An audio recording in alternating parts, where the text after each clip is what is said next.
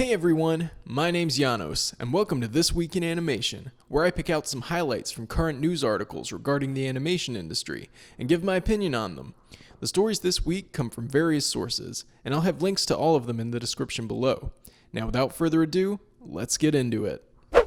Fans have gotten a first look at some character designs for the new upcoming Scooby Doo movie, Scoob.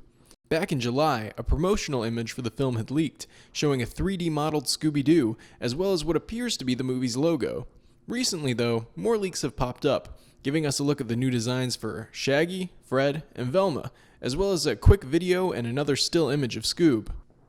Apparently, the film will be a sort of Scooby Doo origin story, revealing how Scoob and Shaggy first met, and their journey to forming Mystery Incorporated with the rest of the gang. Interestingly, the movie will be bringing in other classic Hanna-Barbera characters, which explains this leaked image of Muttley, Dick Dastardly's sidekick from the 1968 TV series Wacky Races. I've also heard Captain Caveman is set to make an appearance, though we haven't seen any images of him just yet. Scoob is intended to be the first film in a proposed Hanna-Barbera film series, which is a pretty cool idea in my opinion, and could include God knows how many classic characters. I'm dubbing this the HBCU, and I'm excited to see what they do with it. The leaked images have been received with mixed opinions, with some people liking the character designs, while others aren't so fond of them. The biggest complaint I've seen so far is regarding Fred's design. People just don't seem to like it. I don't know, maybe it's the big rectangular head or the strange expression on his face, but personally it doesn't bother me at all. I actually quite like all the designs from what I've seen so far. And based on how fluid and cartoony this video of Scoob is, I'm willing to bet the models will look even better when we see them in motion. Scoob is set to release in May of 2020, so it's likely we'll have a trailer before the end of this year. John Dilworth, creator of Courage the Cowardly Dog, has made his recent animated short film, Goose in High Heels, available on demand on Vimeo.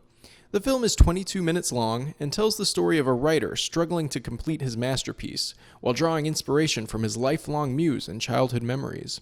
Initially, the writer is driven only by his desire for fame, but through an unexpected turn of events, realizes his true prize lies elsewhere. The film was originally released in September of 2017, but has now been made available as a means to fund Dilworth's new project, Howl If You Love Me, the creation of which is actually being documented on his YouTube channel, Stretch Films.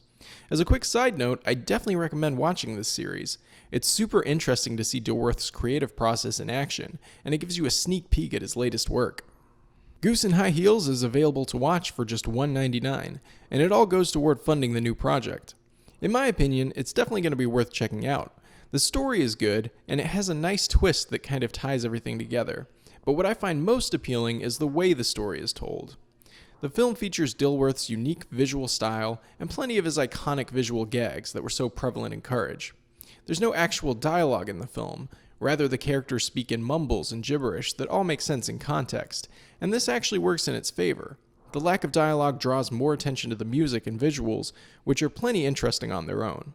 I'll have a link to the film's Vimeo page in the description below, as well as a link to Dilworth's YouTube channel for anyone interested in checking them out.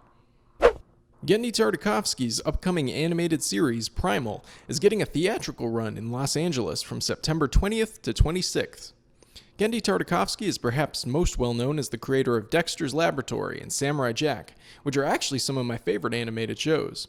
His new series, Primal, tells the story of a caveman and a dinosaur, bonded together by tragedy, who must work together to survive in the violent, chaotic world around them. And from the looks of the trailers we've seen so far, we're in for a pretty brutal, action-packed adventure.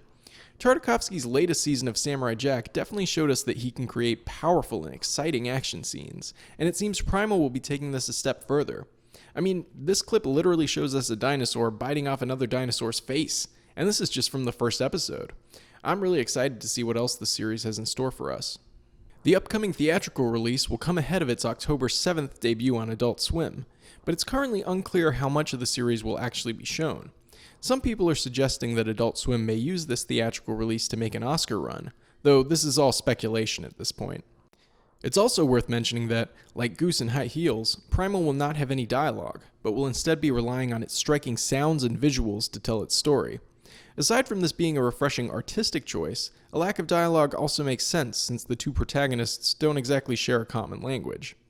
If you haven't already, definitely go watch the full trailer linked below, and get excited for Primal's release on October 7th.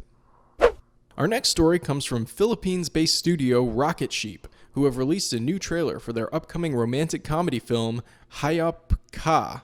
I'm sure I'm pronouncing that wrong, or You Son of a Bitch in English.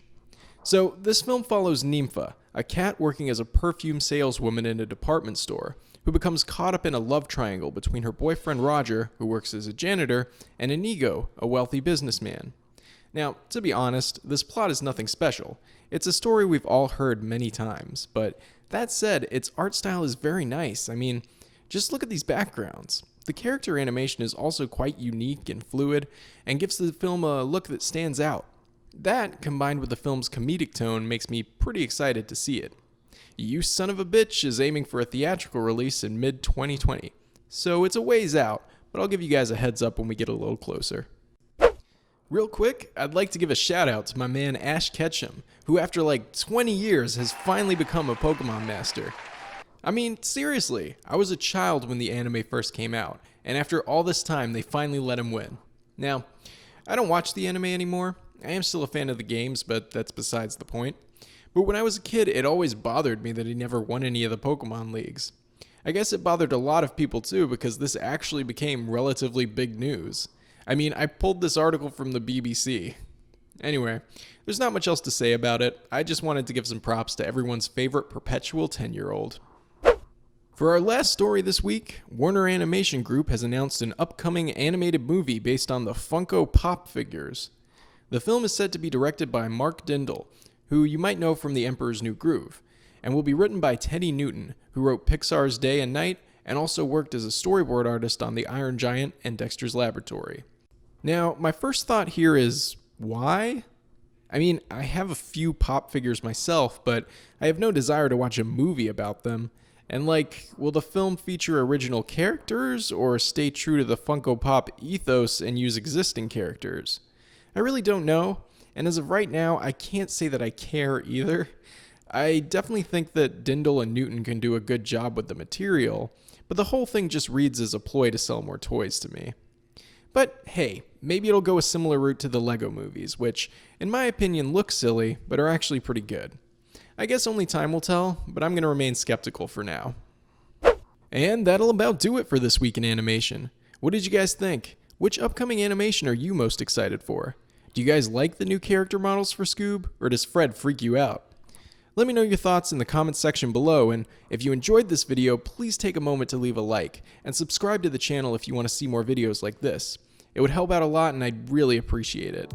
Anyway, thanks for watching, and I'll see you all next time.